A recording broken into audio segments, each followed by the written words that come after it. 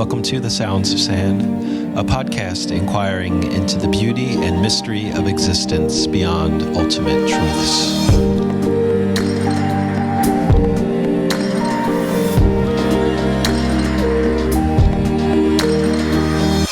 Today on the show, I'm in conversation with Dr. Kamilah Majied.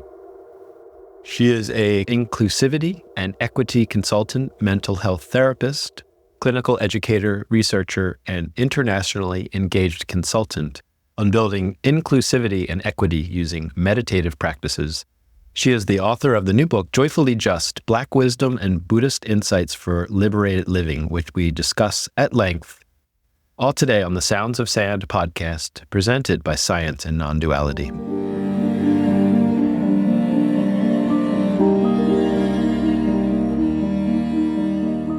I'm here with Dr. Kamilah Majied for the Sounds of Sand podcast. Thanks so much for being here today. Oh, it's my absolute pleasure. Thank you for having me. Yeah, I've really enjoyed your new book, Joyfully Just, and we'll talk about that, but I'm sure it'll unfold into other topics. As we were saying before we pressed record, the sort of path of Buddhism allows for this kind of unfolding, this like holographic unraveling of so many different possibilities. So I'm looking forward to this conversation. Yes, likewise. I really feel like I've been practicing Buddhism for about almost 42 years now. And so that means I was a teenager when I started and thinking about what's my path in life. And one of the greatest benefits of decades of Buddhist practice is just daily clarity about the next way to live a contributive and meaningful life. That's what my daily practice has guided me towards. And then opportunities and challenges have unfolded that help me both deepen my practice and expand my realms in which I can make a contribution, whether it's as a therapist, as an educator, as a researcher, as a scholar activist. That's so many different avenues that if I were to name one of the greatest benefits of practicing Buddhism, it would be that, just the inner expansion that led to an expansion of ways in which I could make a positive impact in the world, which is what the Bodhisattva vow is in Buddhism, right? Yeah. And at what point during that 42-year path that you're on did you begin to see that it can intertwine your interests in the things that you mentioned, including social justice and liberation? That's the wonderful thing about Buddhist practice, is that you learn that notion of dependent origination, right? This is because that is, and that everything has always been interdependent, that nothing has ever existed in isolation. So having that as a foundational worldview as a teenager made me realize that, okay, there's no separation, for example, between science and the wisdom of varied contemplative traditions. And since that's true, then the paths are unlimited in terms of where you want to make your contribution. And for me, my mother was a scholar and a deep spiritual practitioner herself. She introduced us to Islam, and then she introduced me to Buddhism as a 17-year-old. But even before she introduced us to formal practices of any spiritual tradition, or I'll say in tandem with that, she also had us reading. My mother, Kamilah Majied, was the kind of person who was like, okay, you should read the Bhagavad Gita, you should read the Siddhartha, you should read the Buddhist sutras, you should read the Torah, you should read the Bible, you should read Yoruba traditions, you should read indigenous traditions, so that you understand how people come to have expansive inner states of life and how people navigate the sufferings that come with existence and grow wise from them instead of growing bitter from the sufferings. And I did that. And having that reference point early on made me see that whatever I was going to do in life, that I would want it to be fueled by this awareness of the purpose of inner growth. Inner growth is its own reward, right? You have wisdom and you have courage and you have a kind of undefeated joy in life. And that is expanded and enhanced when you act to alleviate suffering and injustice for others. But for example, I'll just give the example of Siddhartha. I remember being maybe 9 or 10 years old and reading the story of Siddhartha and just thinking about that he left the palace that he was born to privilege, but he understood that privilege itself was a blinder and that he had to exit the realm of privilege in order to both grow as a human being and to help alleviate suffering in the world, which are related. Growing as a human being is very much related to alleviating suffering in the world. As I mentioned in the book, Minds Nurture Justice and Just Minds Nurture Wellness. And as a mind scientist, I think the Buddha really understood that grow, and we can advance the growth of the world around us if we stay locked in privilege and if we don't work for justice. It's beautiful. I'd never heard that framing of the story of Siddhartha leaving the walls, his walls of privilege. That's such a valuable lesson for so many of us in this modern world. Yeah, that he grew up a prince, but if he could have just lived the life of the prince, right, and stayed ensconced in the wealth of his family and not going out and witness these sufferings, birth, aging, sickness, and death, and even come to understand these as fundamental human sufferings, that also could be pathways to our enlightenment. Mm. Beautiful. And you mentioned the word joy earlier, and of course we're going to hopefully really dive into the importance of that. It seems as though someone like yourself who's been on the spiritual path for many decades now is able to hold paradox, what we think of as paradox or opposition. We don't often think about joy and justice, the way you title it, Joyfully Just, as being, let's say, complementary to each other, supporting each other. We think of justice as really hard, frowning, like difficult, grief and anger and all of that stuff, not related to joy. So how did that realization come to you? I was raised in a family, and my grandfather is coming to mind, my grand aunt is coming to mind, and they were people who had survived profound injustice, right? That there was just no way to be born in the 1920s in this country and not just have navigated profound injustice. I think when I looked at them and listened to them and realized that they had these undefeated minds, these very free spirits, I understood that there's an aspect of human joy that is really only accessed when injustice is overcome. So that, they faced the injustice of life and they did it in a way that was grounded in their own kind of transcendent spirituality. And that's not always around a religion. My grandfather, James Haynes, was a musician. And I really feel like music was part of how he transmuted suffering. And that there is a long lineage of doing that in African-American culture, which is why in Joyfully Just, I put attention on different genres of Black music and other aspects of Black life as wisdom traditions. Like a lot of the times people will say, okay, this culture has this wisdom tradition that we can learn from in these contemplative practices. But I think even partially because of racism, that the wise practices that come from particularly Black American cultural life have often been just dismissed as, oh, that's entertainment. Mm. But if you think about how the blues began or how gospel began in this country, there was enslaved African people singing as communication and code about escape and how to get out of this horrific situation.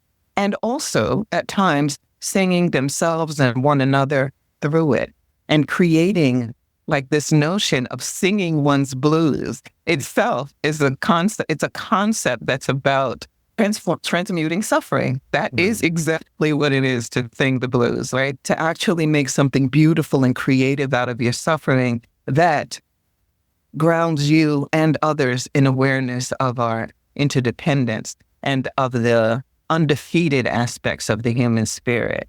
So I see that lineage of Black wisdom particularly in gospel, in blues, but it also exists in jazz. Herbie Hancock and Wayne Shorter and Buster Williams, so many African-American artists, particularly jazz musicians, Esperanza Spalding, are Buddhists, Terry Lynn Carrington, and they talk about, especially Herbie Hancock, Buster Williams, and Wayne Shorter are co-authors of a book with Daisaku Ikeda, who's a renowned Buddhist philosopher and educator who recently passed away. But in this book, I think it's called Reaching Beyond, they talk about how jazz itself is a way of expressing the ineffable aspects of life, and particularly grew out of African-American culture. And now all of these genres are now, practiced internationally, but they grew out of African-American culture, and jazz became a way of speaking what there were no words for. It's also a manifestation of that transmutation. My point is, though, that I really want to invite people, what I do in Joyfully Just is invite people to practice with various Black wisdom traditions, not just music, but to practice with them in a way that is outside of cultural appropriation. Because a lot of the times, unfortunately, there's an extractive approach to different cultural wisdom traditions. And we see this happen with yoga, right? It gets commodified, it gets sold, and it gets packaged as something for the elite, for white people, for able-bodied people only. And that really distorts or it compromises the value of it. And it compromises our insight about our relationalities. So if we practice with Black wisdom traditions and recognize ourselves to be students of Black culture in everything, in many things, in language, in music, in literature, like there's so many ways that Black Americans have influenced global ways of thinking and being, but it's not. So what I do in the book is I shine a light on it as wisdom practice. And it's always been art, but it's not always been appreciated as such. Sometimes it's dismissed as, oh, that's just entertainment, and those people are musical, or they have a great way with words. Right. But it's more than that. Like Black dialect and Black idiom are emulated the world over, and they have been for centuries. Like you just go back a few decades and look at the ubiquitous use of the word cool. That's cool. That came from Black musicians in the jazz age, right? That's hip. Or that's lit now in the more contemporary era. That's lit, or saying something is lit, actually also came from jazz musicians talking about having an and what they meant when they coined that phrase about something being lit is that they have an illuminated state of mind where their creativity is flowing. But again, when we don't understand the lineage of Black dialect and Black expressions, then we use them in ways that don't reflect the full insight and breadth of their origin or meaning. Wow. You touched into so many things that are super interesting to me. You can see the instruments behind me. I'm a musician as well. And you mentioned so many of my heroes in that. And I'm going to I looked up this book that you mentioned as you were talking, Reaching Beyond, Improvisations on Jazz, Buddhism, and a Joyful Life. And we can add that in the show notes. I'm definitely going to read that one. It's wonderful. It's wonderful. And I had an opportunity to meet with Herbie Hancock at the memorial for Wayne Shorter. And with Carolina Shorter, Wayne Shorter's wife, and just the richness and expansiveness of spirit that they've cultivated and that they talk about as something that's really enhanced their artistry is so clear. Carolina Shorter was kind enough to talk with me in great detail about Wayne Shorter shortly after his passing, and I wrote an article for Tricycle magazine about Wayne Shorter's life and how his practice of Buddhism really helped him express his bodhisattva vow through music. I think the title of that article is The Glorious, Victorious Life of Bodhisattva Wayne Shorter, or something like that. I titled. Yeah, the one I found here, it's called The Wonderful Sounds of Wayne Shorter. Oh, maybe they changed the title, I don't know, in Remembrance of the Arena. That's true. They had one title for the print version because they published it on their web, and then they also published it in version of the magazine. You're right. I see the second one here. The Glorious Victorious Life of Bodhisattva Wayne Shorter. Wow. Yeah. So cool. We'll share that on the website too. One of the things I love about Buddhism is that as we've seen it expand over the millennia, that it often infuses with the culture of a certain land. Like when it went to Tibet, it infused with the Bon religion and became what we think of now as Tibetan Buddhism, Vajrayana. In Far East Asia, it infused with Taoism and took on this new flavor of Zen. And what you're talking about now, I'm just like, wow, this could be the beginning of a new form of Buddhism, of a Black cultural Buddhism that includes all of these different Black wisdom traditions. Is that something that you resonate with, this idea? Well, I say this better in the book, but I'm going to try this now. But the truth of it is that we understand the tremendous value of Buddhism more when we see the expression of Buddhahood manifest in various cultural contexts, right? So you as a bodhisattva, you as an enlightened being, just manifest different wisdom, insights, because it blends with your experiences, your cultural experiences, cultural being region, cultural being ethnicity, cultural being whatever spiritual background you might have had before practicing Buddhism, if it wasn't your original kind of family practice, and with your gender and all the other things. I don't think it's like you're not practicing like a European Dharma and I'm practicing an American Dharma. I don't think it's that. I think that the Dharma is itself so capacious, limitless actually, that it finds more of its expression the more diverse people who are practicing it. And that we can say, oh, that's the Buddha Dharma being expressed in this cultural context, right? In a different article, in an article about Daisaku Ikeda, who's the Buddhist leader that I mentioned earlier, the former president of the SGI, Soka Gakkai International, and author of just hundreds of publications on Buddhism. The last name is spelled Ikeda, I-A-E-D-A. But anyway, I wrote an article about him also. And in the article, I talk about how you just don't really, for example, in Africa, in Ivory Coast, there's a Buddhist community center that seats like 1,700 people. And to see 1,700, or maybe not even that many people in that particular meeting, but just to see hundreds of African people singing and dancing after a Buddhist meeting, because in the Soka Gakkai, we often have cultural presentations after the studied presentations at a given Buddhist meeting, because we understand this, that the culture is like the flower of humanity that the Dharma nurtures, right? So the same in Trinidad and South Africa, so many places I've been in the world and seen Buddhist practitioners manifesting their enlightenment through the embodiment of their own cultural heritage. And that in that we get to see the universality of the Dharma.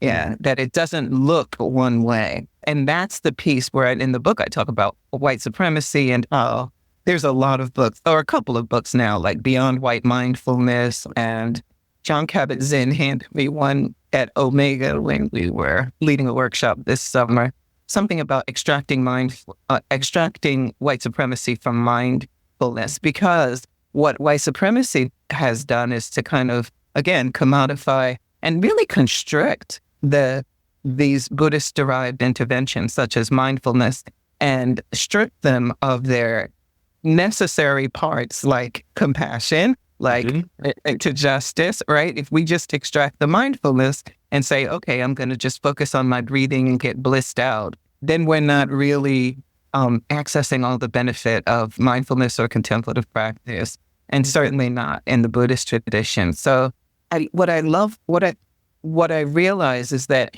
I can do some of my Cherokee nature bathing practices as part of how I express and engage my enlightened aspect, right? So our cultural wisdom traditions are only enhancing and complementary to our Buddhist practice.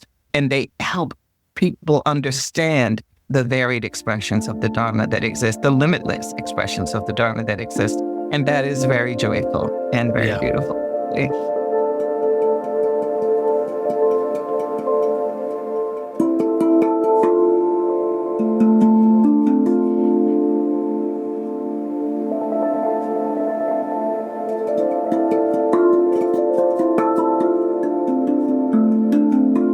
You've mentioned so many things I would love to go deeper on. And I appreciate too that you're bringing up this book you mentioned, Beyond White Mindfulness, because that is the tradition I came from. It's the Jack Kornfield, Tara Brach, and these are all brilliant teachers. I'm not saying anything wrong with them, but a lot of them were psychologists, and it became this very distinct white kind of psychological version of Buddhism, as you said, that was not devoid, but didn't focus on metta and compassion. And certainly was extractive. It said things like, no, karma and rebirth, that's nonsense. That's superstition. We're not even going to talk about that stuff. Let's just talk about the psychological benefits of mindfulness. And didn't even occur to a lot of people practicing in my circles. That was a colonial attitude, to just be like, no, we're just going to take this out of Asia and we're going to get rid of the parts we don't like. And it's like saying, yeah, I like Thai food, but I don't like it spicy. So can you take all the spice out and just make it the way I like it? And we'll still call it Thai food. Exactly. And it's also like saying, but I don't really like Thai people. It's like the ring is in there too. If the part about cultural appropriation, that's one of the parts of it that's most damaging, is that the extractive mindset of it makes us feel like we can take the people's thing and we don't need to awaken to our connection to the people. We don't need a gratitude practice. We don't need anything in relation to the people. And that really compromises insight. So a lot of people, for example, emulate Black dialect or other aspects of Black cultural wisdom. And they do so without acknowledging their any relationality with Black people, and without recognizing, wow, I really learn a lot. Like literally a good portion of the words that come out of my mouth are words from Black dialect and Black idiom. And so what I offer in the book is, what if we really notice the ways that our lives are enriched by Black dialect and Black music, and actually lived with some appreciation for that. And even occasionally said, instead of just using the language and the dialect of African Americans, just say, as African Americans say. And these subtle practices like that just awaken insight and awaken our own sense of interdependence. And it's not something that I encourage people to do necessarily for African Americans or for Black people. It's for our own insight, just like any gratitude practice is, right? Because it helps me wake up. When I do a gratitude practice, it helps me wake up to, oh, I learned this from someone. This comes from a lineage, and I am connected to the people of this lineage as I express gratitude for what I learned from them. And as I deepen relationships with them and not just use their practices. Yeah. That's a beautiful invitation, something to consider. I know in the past years, it's become on Zoom meetings or meetings in general for people to do land acknowledgements, to talk about the indigenous people that live there. And sometimes it's just people cut and paste from Wikipedia and they don't really think about it. They're just saying the words. For me, where I grew up in Philadelphia, I thought about the Lenape people who live there, and it sent me on this journey of recognizing their contributions to the culture and to the land there. And sometimes we think of these things as empty and hollow, but just like you said, to include the phrase as people. Also, something else from your book I really enjoyed was your framing of the people of the global majority as well. Yes, and thank you for saying that about that land acknowledgement, because it does at times feel like it just depends on your intent and your resolve as you do it. Just like anything, just like the deep breathing that goes along with mindfulness, right? It has meaning if you have resolve and intention connected to it. So if I'm acknowledging myself to be here on Ohlone land in what's now called Monterey, California, then I'm recognizing that the Ohlone people are with me. And I also am recognizing that I have an opportunity to continue to be a resource for the remaining alone people, which there are many of, and to think about how I can be in what I call reparative relationality in the book, right? A lot of times people think about reparations as, oh, that's something that the government has to do. But if I'm benefiting from white supremacy or from a particular type of privilege, then I also can be thinking about, wow, I can use this privilege to elevate to uplift, elevate, and acknowledge those who have sustained and made possible this privilege in my life, those who have been harmed so that I could have this privilege, that I can repair that in how I relate to them. If I'm given an opportunity to appear somewhere and there is an indigenous person from the Esselen tribe, which is one of the core tribes around here, that can appear with me, then I make that invitation and I share the money, right? And the same thing, I encourage folks to do this because a lot of times I'll be talking to folks who are racialized white and they're like, well, what can I do? No, wait, use your privilege to sometimes take the back seat and say, actually, let someone who is from this marginalized cultural community take center stage. Because so much of what I do anyway, I have learned their cultural, and I benefit from their cultural wisdom. I benefit from being on their land in whatever ways, recognizing that, yes, people of the global majority have been exploited. So if we decide, okay, I can repair that through how I relate, then we are taking back our power and really experiencing the joy of challenging and overcoming injustice in our very contemporary lives. It's not something we have to wait to the future. We can do it in how we relate to one another now. And the reason I use the term people of the global majority, which was coined by Dr. Barbara Love at Amherst, University of Massachusetts, Amherst, to talk about and to reframe the way that we think about contemplative, the way that we think about people who have been marginalized, the way that we think about Black, Latinx, Indigenous, and Asian people. So Dr. Love introduced that concept in that context. But the reason that I bring it to the contemplative world is because one of the ways that insight is both refined and reflected is through language, right? So if we can continue to refine our language, then we are continuing to refine our insight, right? It's part of the Eightfold Path, right? Speech. So when I use the term people of the global majority, I'm acknowledging that over 80% of the population of the world is not of European descent, aka white. So that we stopped using the term minorities because it's invalidating, just like we don't use the term invalid anymore because no human is minor. But also in terms of population and viewing humanity from this interdependent lens, we really come to recognize that, yes, the global majority, people of the global majority are also the people who are often most exploited throughout the global majority. And it gives us insight into how much we need to consistently adjust our understanding of how resources should be shared and how insights and cultural wisdom just really abounds from places that we have in our minds minoritized, right? So there's just a really to create this little cognitive shift and to say, oh, okay, these folks are the global majority. These are global majority folks. And those of us who are racialized as white are the global minority. It's a humbling way to look at, and certainly it's been humbling for folks who are racialized white, and also very valuable because finally to step out of this notion of supremacy and recognize, wow, this is profoundly off, and I can live a life that's about reparative relationality, and that's part of my bodhisattva vow. That's how I manifest my own wisdom and enlightenment in the world.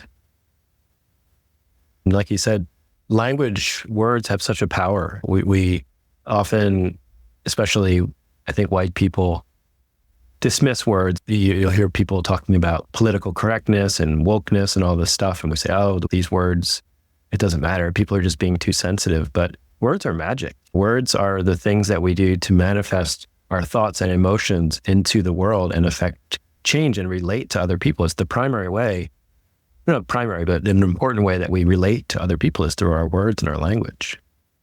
Yes. And it's also how we relate to ourselves, right? Because it's these words we are saying to one another, we also say in our internal conversations, right? So paying attention to the language in our internal conversations as well as those in our kind of relational conversations is a way that we refine our insight. That's why that piece about right view and right speech, right? To be able to right view and right speech, all of the aspects of the Eightfold Path are connected, but right view and right speech in particular, because right speech can lead us to right view. So that's part of what I'm thinking about when I'm using terms like PGM, people of the global majority. Yeah. And I think there's just a tremendous opportunity for growth. And you're right that a lot of the times people use terms like woke. Now, the word woke, it actually came, again, from African Americans saying to one another, stay Black. And woke means a constant state. It basically means stay connected to your inside, stay enlightened. So when I always look like, really? People say, I don't want to be woke. I'm like, really? Really? You want to sleepwalk through life? Yeah, I think Michelle Obama held up a sign about stay woke. And I think that's how it got pinned to like liberal ideology. And then it spiraled into this really pejorative term of whatever. Yeah. And that's the other place, though, where, when a term gets culturally appropriated, because this is something that Black people said to each other, because the intent was to affirm one another's capacity to see beyond the trickery of white supremacy. This term was coined like in the 50s. In the 50s, Black people were saying to each other, stay Black, stay woke. Actually, a piece of it came out of a musician, I think his name is Leadbelly, had a song around staying woke and staying Black. And it was in response to some young men who had African-American youth who had been falsely accused of doing something. And so it was staying woke came out of the stay Black lineage. And what people meant when they said stay Black, stay woke, what Black people meant was stay aware of the ways that oppression is operating in the world and don't allow yourself to be tricked or defeated by it. And that's the origin of it. There's a part of me that recognizes the resistance to being woke because it is resistance to social justice oriented insight. It's like, it literally is exactly the same mindset that says, we don't want to learn critical race theory and children shouldn't have to learn about enslavement or colonization of Native Americans and genocide. The children, and including high schoolers, shouldn't know. We should all just move on. We don't need to understand. It's like saying we don't understand how the earth was formed, or like we don't need to understand reality. Right. So yeah, it's important to wake up. And at the same time, I understand the fear that drives we don't want to know, right? Because people feel like, I don't want to feel the shame. I don't want to feel the guilt. I don't want to feel the despair. But what I posit in Joyfully Just is that there is an aspect of our joy and our freedom, our emotional and psychological freedom, as well as our relational freedom that cannot be accessed unless we face the injustices that humans have perpetrated amongst one another. And we all have some types of privilege that we need to face and consider being how we daily are in reparative relationality with one another around that. I understand the fear. I understand the feeling of, I don't want to feel bad about my privilege. So that's what drives that. I'd rather sleepwalk. I'd rather not wake up because it's fear. And my invitation is that we can transcend that fear and have really expansive states of life for doing so. Wonderful. One of the things I wanted to ask about is another one of these seemingly paradoxical relationships between grief and joy. And in the Science and Nonduality, the SAND community, we've been really focused on Palestine over the past year, and particularly Gaza and our new film, Where Olive Trees Weep. A lot of people are feeling grief. We're talking about grief a lot in our community gatherings and on this podcast. So for people that are really feeling the sadness and the grief and the horror of this genocide, how can they transform that into joy and work with joy and see joy as connected to grief somehow? Through collaborative action. The first thing I'll say is through practicing, right? And whatever, I offer a wide array of practices to just ground us and bring us to awareness. And when you're grounded and aware, then you can set an intention, right? A resolution. And in the book, I talk about making a new moment's resolution. So maybe up to this point, you've just been feeling like, oh, this is appalling. There's nothing I can do. What if in this moment we made a resolution, whatever I can do, I will do. And it is doing something to bear witness. And it is doing something to participate in the boycott, divestment, and sanctions movement. And it is doing something to speak about it in public forums such as this.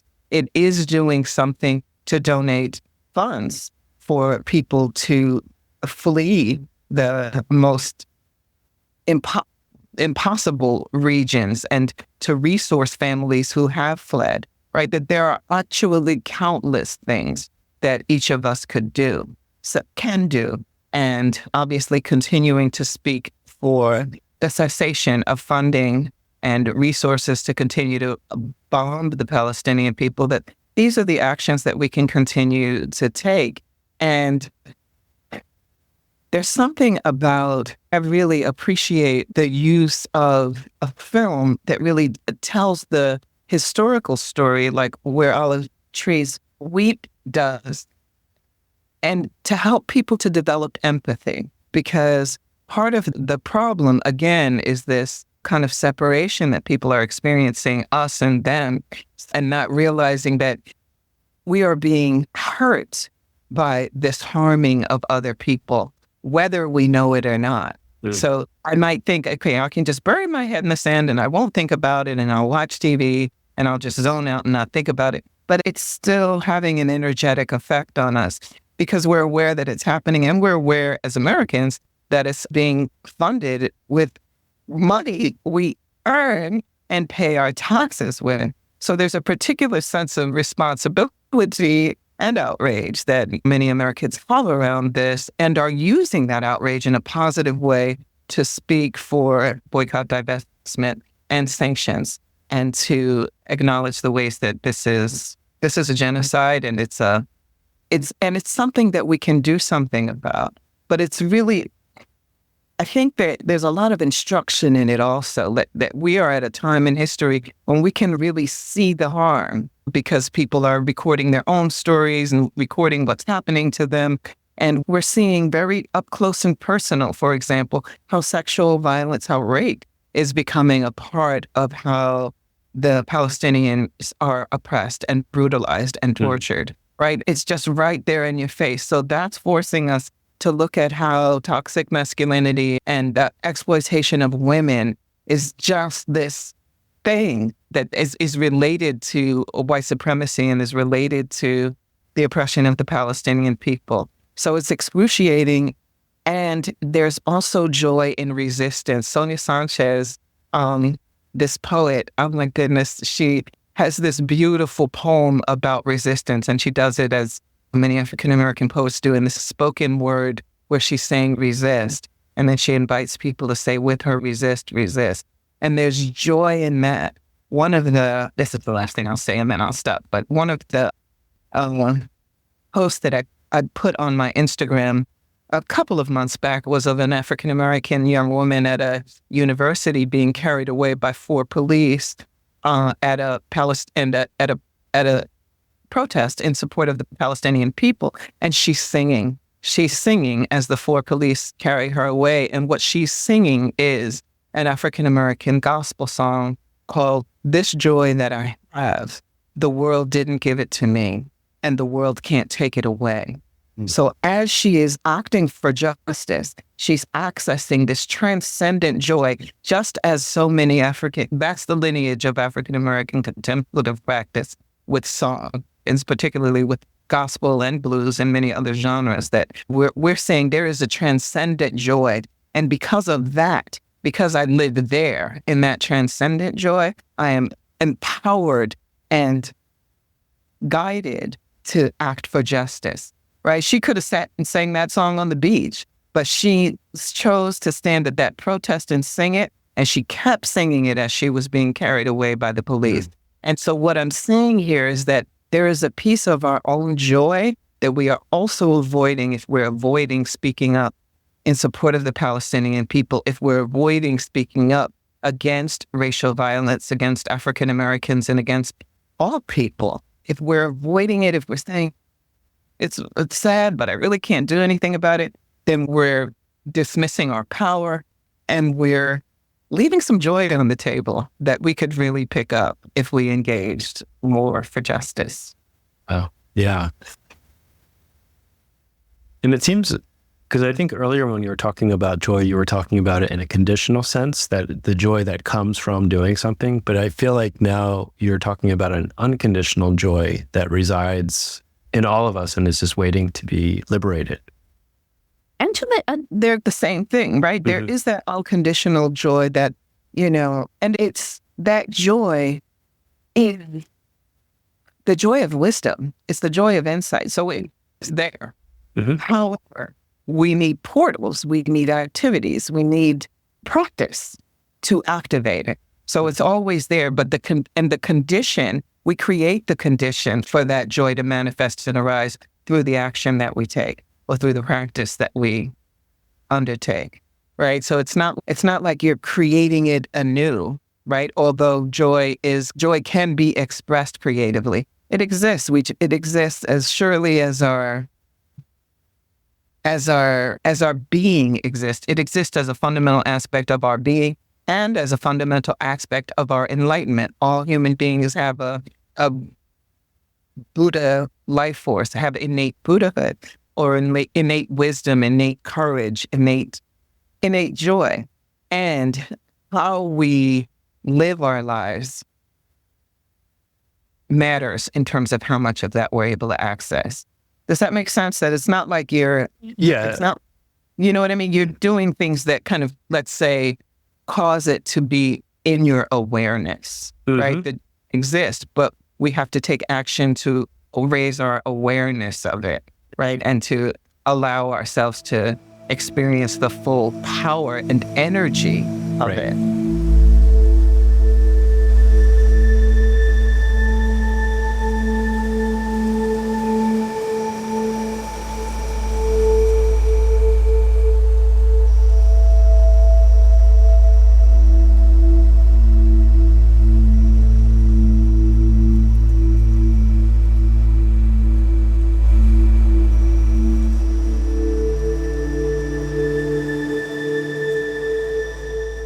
Yeah, I think my question was coming more from a place of something I'm sure you've experienced. So when you meditate for a long time, you're basically doing nothing for a long time. You're allowing things to drop away, allowing thoughts, habitual patterns, all of these things to drop away. And all that's left is joy. All that's left is the euphoria of beingness itself.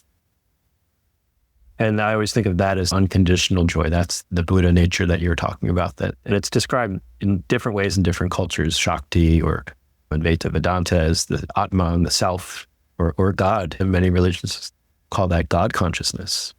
Yes, you're absolutely right about that. And in order to get to that, you often have to cry a little bit, right? Sure. It's not like you just sit down and you're like, oh, I'm quiet. No. No. First, you feel anxious, you feel angry, you feel afraid, you feel tired, you feel a whole bunch of things first, right? Yeah. So and you hear the voice of your inner injustice, the ways you're self-critical, right? Mm-hmm. And like so we've got to move through that because that's the covering. That's what's covering your joy. That's what's covering our joy, right? So that's the place where in chapter 5, I talk about joyful suffering and joyful grieving. It's like, joy is always present. For example, when my mother passed away, when she transitioned, because she had enriched my life and taught me so much about how to live an enlightened existence, I made a resolve, I set an intention that I was going to experience the enlightened aspect of grief, right? And it is from that and from practicing with that intention and crying through many hours at the altar and life, crying while I cooked eggs because she taught me how to cook eggs, that I really deepened my awareness, my insight of the timelessness and the eternity of life, and how life energy and the energy of those who love and nurture us just never dissipates. It exists and it continues to embolden us. And my enlightened experience of grieving really allowed me to recognize that if we allow our lives to be porous, then we can absorb and feel the energy and life force of all of those who have cared for us. And that can buoy us and sustain us and help us access that ever-present, unconditional, transcendent joy, which also is part of the energy that links us to all those who've transitioned, who've loved and nurtured us, teachers, spirit guides, parents. And then you're a part of this. That's part of the joy that we're talking about when we're talking about that unconditional joy. We're also talking about our deep awareness of our interdependence and connection to all life and all beings. Yeah, beautiful. That's how we started this conversation, talking about dependent origination, the interconnectedness of all phenomenon, including us, our interconnectedness, and that universality of joy that we've all experienced when we're at a comedy show and a joke, before we even comprehend the joke, there's just a laughter and a joy that comes up from that shared experience of laughing together in a group, or dancing together, or any kind of ecstatic, free-thinking activity. We know what that joy feels like.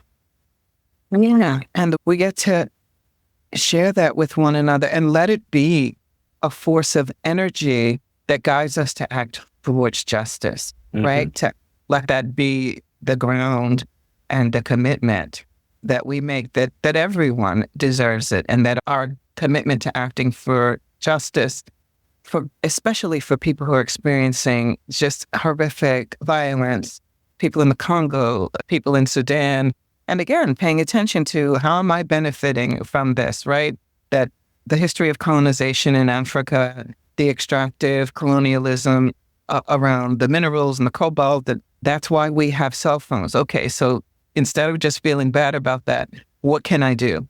How can I be a source to end the slaughter and end the exploitation? And there's always something we can do. And there is so much of our capacity, our wisdom, our freedom that is behind that doorway of doing that thing. Yeah. That's that a lot, like you said, when we started, a lot of people think of making efforts for justice as, oh, this is going to be so hard. Now I got to do something hard.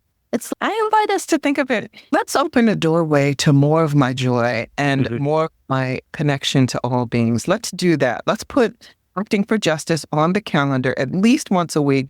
I'm going to do something that makes the world better, that addresses injustice. I'm going to use my privilege, whatever kind of privilege it is. It's educational privilege, able-bodied privilege, white privilege, whatever I've got, I'm going to use it, because that is how I actualize my own freedom and liberation. That's the purpose of Buddhist practice, and the purpose of many contemplative practices is that freedom, and the joy comes from that freedom.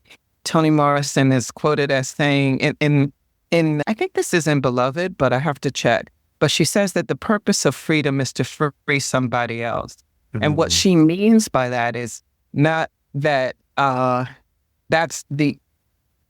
what she means by that is your freedom is not operational until you're using it, right? It's rusty and not effective. It's not actively being used to free other people, right? That the purpose of freedom is to free somebody else. So since that's true, the way that we actualize our freedom is by freeing other people, not by just saying, I'm free and, well, good luck to the rest of you, because then we're not actually free. Freedom is also an interdependent aspect of our reality.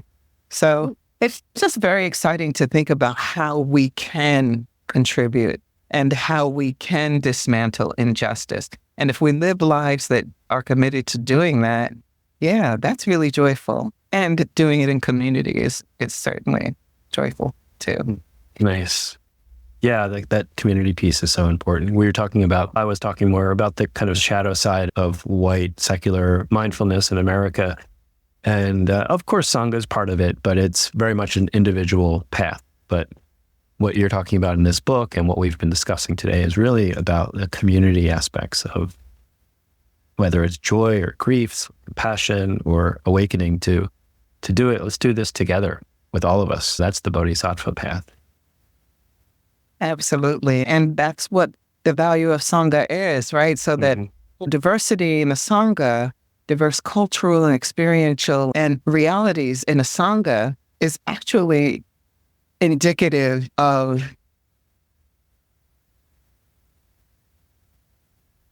it. It shows us the flower of enlightenment in its many variations. So that's what what if this world Sangha, if we were committed to healing this world Sangha, that even if people are practicing Islam or whatever their religious tradition is, they're part of the world Sangha that we hold in our hearts and in our minds, regardless of what cultural or spiritual traditions are guiding them towards that. We as bodhisattvas, as people who are thinking about elevating the enlightenment of all beings, we get to protect and resource all of the beautiful expressions of enlightenment that can exist in the world. So I really appreciate this conversation with you. I feel like we could keep talking for hours. I do too. Thank you so much for this, for your book, and for this conversation. And I didn't ask you about this earlier, but to close, would you like to lead us in just maybe a short guided meditation or offer one of the practices from your book as a way to close the episode? I'm absolutely happy to do that. So if you we can just allow ourselves to be aware of ourselves as supported by the earth, letting your feet make contact with the ground beneath you, maybe tapping your toes at whatever rhythm or cadence feels right. Just making this contact with the earth that's sustaining you, that's sustaining us all, the common ground that's holding us in this perfect gravitational embrace. And then just taking a few deep diaphragmatic breaths, allowing the breath to remind us of the ways that our life is sustained by the trees and the seas through this perfect oxygen cocktail that we get to inhale and exhale.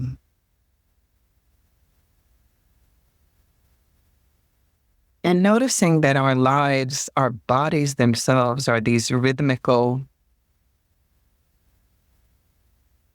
instruments.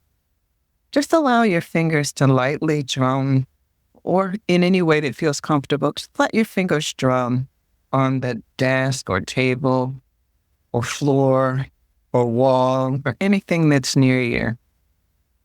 Don't try to control it. Actually let the way that your fingers drum tell you something about how your life is moving in this moment, how your life force would express itself through your own finger drumming. Just take a couple of seconds and do that.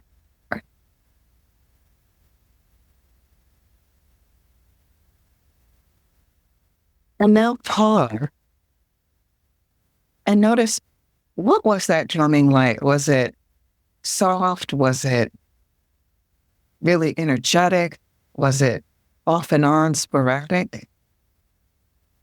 Starting the drumming again, noticing it this time. What is it maybe saying to you about the rhythm of your life force right now? What's the rhythm of your life force right now? You're tapping it out.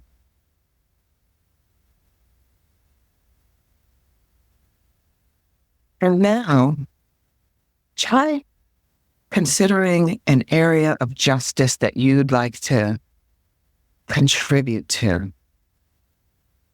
And start tapping that. Tap that movement for justice out. Tap out your own rhythm of movement for justice. What's that feel like? What's that saying to you? Maybe it's changed a little bit from what it was before. Is it telling you to be methodical and really practice with how to contribute? Is it telling you to move quickly and act now?